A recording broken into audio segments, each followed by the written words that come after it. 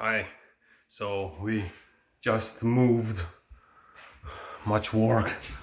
Now I have to set this room up. 1 week later. This is my room after 1 week. At least I have my computer set up. 2 weeks later. This is fine. This is just fine. I realize every time I try to get up and make a video, I remember I have to screw something or cut something or fix something or order something. At this rate, I would never be able to make a video. So I thought to myself, forget about it. Let's just make a video. So I thought, let's give you a tour of our new place. Everyone must be dying to know where this place is that I'm putting so much work into. If they knew there was a new place I was putting work into. We got this place a while back and did a major renovation on it. In fact, you have seen a little bit of this place before renovation in one of my old videos.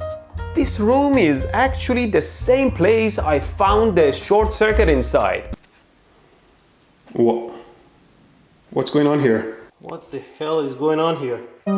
Destiny? Anyway, without further ado, let's show you around the house. This is our fuse panel.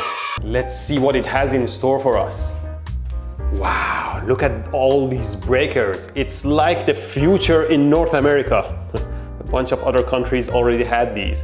These are what you call RCI, or they gave us the option to either install these or a main surge protector to protect the entire house. And I decided on these. I thought these will protect our lives rather than the surge protector that protects devices. Let me see if there's any other hidden treasures inside the panel. There you go. Oh wait, these are like CB combination arc fault circuit interrupter. These are different than RCI or GFCI, huh? Now, you don't go ahead and open your fuse panel. I opened it because, well, I can. Now you see these alternating prongs right and left. All the ones on the right are one phase and all the ones on the left are another phase. And so you see that, for example, these top breakers are one phase, the second one is the next phase, first phase, second phase, and so on. And as you see, they typically show one phase with black and the other one with red. But it seems like here they should have shown both red, but one of them is black. And on this side, pretty much all of them are shown with black. Well, I don't know what the standard is anymore. And once in a while you see two breakers gang together like this, turning on and off both phases. These are used typically to power things that require 240 volt instead of 120 volt. Like dryers, electric ovens, car chargers, and things of that sort. Now this is probably the first place in North America I live in that has 240 volt between the phases. Let me measure it for you. You see? I guess now the house is initiated to electro boom. I guess it's never a good idea to take your eyes away from what you're measuring.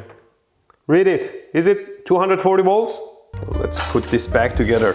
If you remember, when I was living in an apartment, the voltage between the phases was 208 volts because they were 120 degrees out of phase.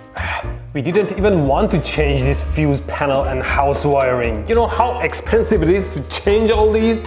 We were forced.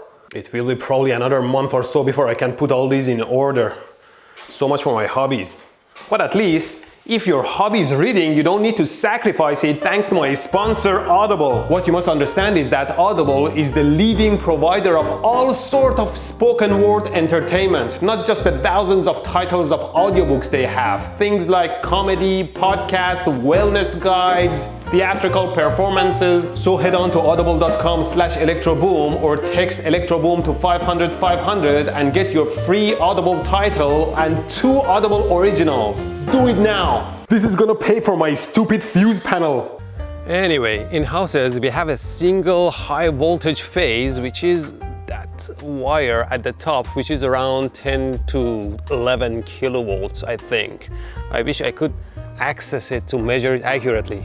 It would be my last day though. The high voltage line feeds into these transformers that converts it down to 220 volt AC, 180 degrees out of phase.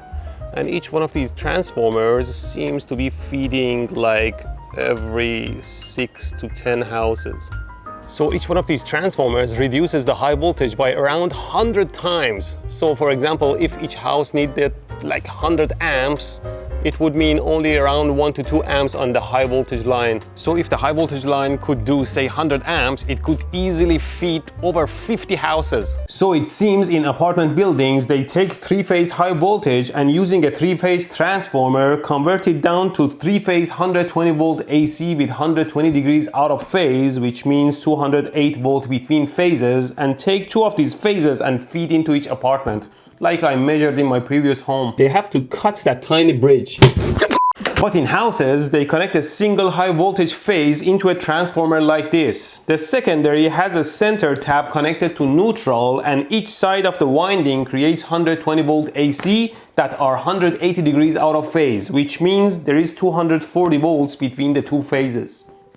Of course, 240 volt AC means there is 33% more power available compared to 208 volt AC, so I'm in good shape. But what does my AFCI breaker actually do? And more importantly, would it interfere with my tests? A combination AFCI breaker provides protection against parallel arcing, line to neutral, series arcing, a loosened, broken, or otherwise high resistance segment in a single line, ground arcing from line to neutral or ground, overload protection, and short circuit protection. Each year in the United States, over 40,000 fires are attributed to home electrical wiring. These fires result in over 350 deaths and over 1,400 injuries. I guess this is very good that I have AFCI. It would have detected that short circuit that I found before the renovation. But does it mean that I can't make arcs anymore? That would be a disaster. You probably remember my super dangerous high voltage microwave oven transformer. It draws around 5 to 8 amps, I think, from the power lines. Always makes me nervous. It draws that much current at no load, but it doesn't trip the breaker. Now, if I interrupt the power to it, clearly it's not tripping the AFCI, although I can see arcs. What kind of arcs does it need then? Maybe it needs arcier arcs. Let's give it a try.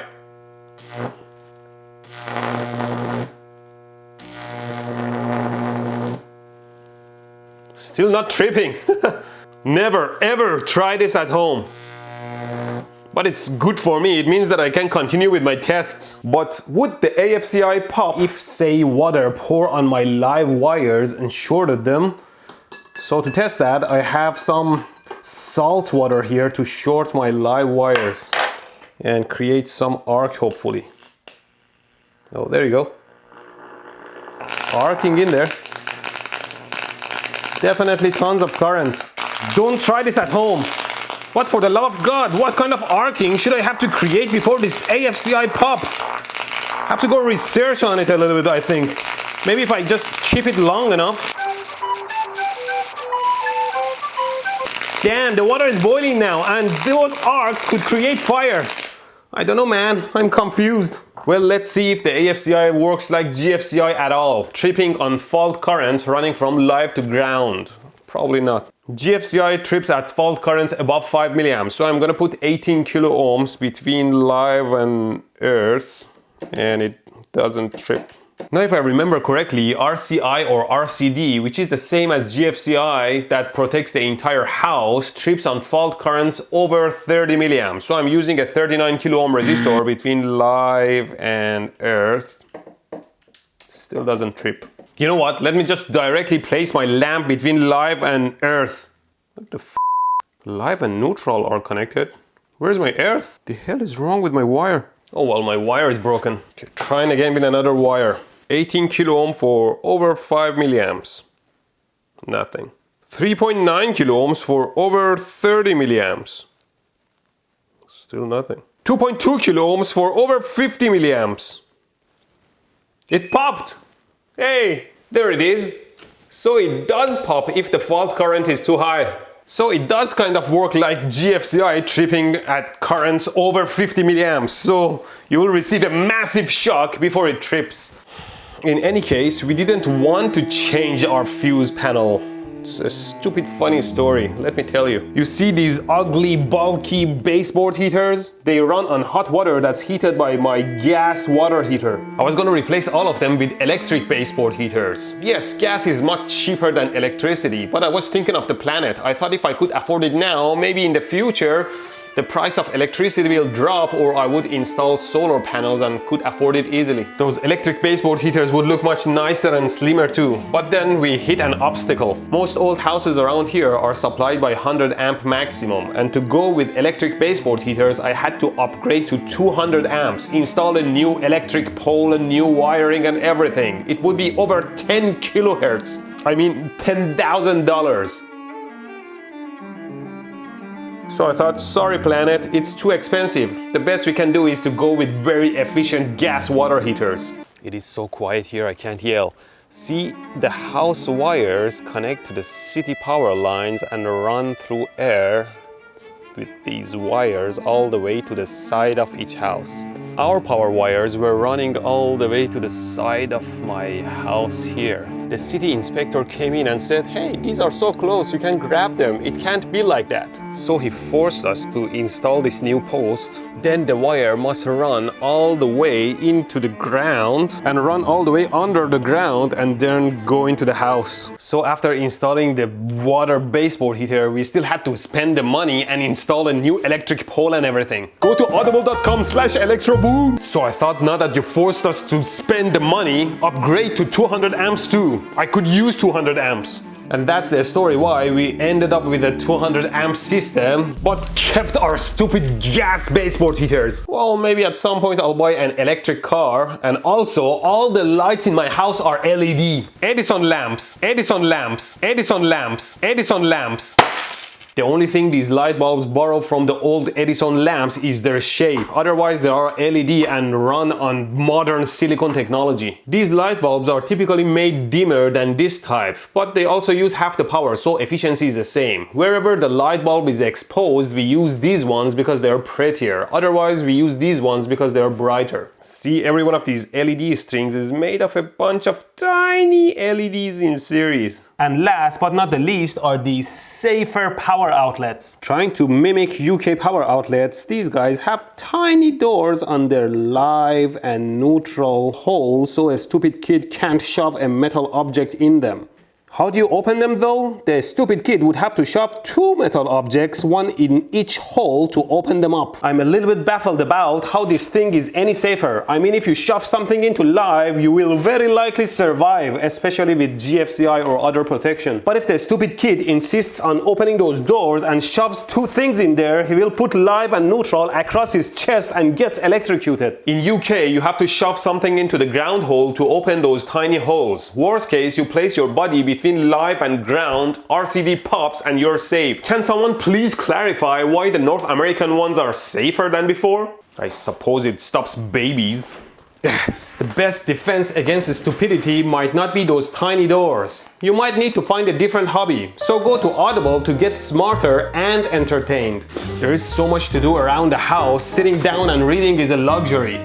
But why would you even stress your eyes while you can do your mindless chores and use your brain to listen to your favorite audiobook title, comedy, podcast, or whatever thanks to Audible? They have thousands of audiobook titles and they have Audible originals that are not available anywhere else. Life is quite busy, but why spend it thinking how miserable you are while you can put your brain on autopilot and live on an adventure of your choice through your ears? Just visit audible.com/electroboom or text electroboom to 500 500 and start your journey. And on top of that, they launched a special website for kids and families who are stuck at home during these times that provides tons of completely free audiobook titles at stories.audible.com. No membership needed. What are you waiting for? Get your kids listening to their favorite audiobooks. And thanks for watching.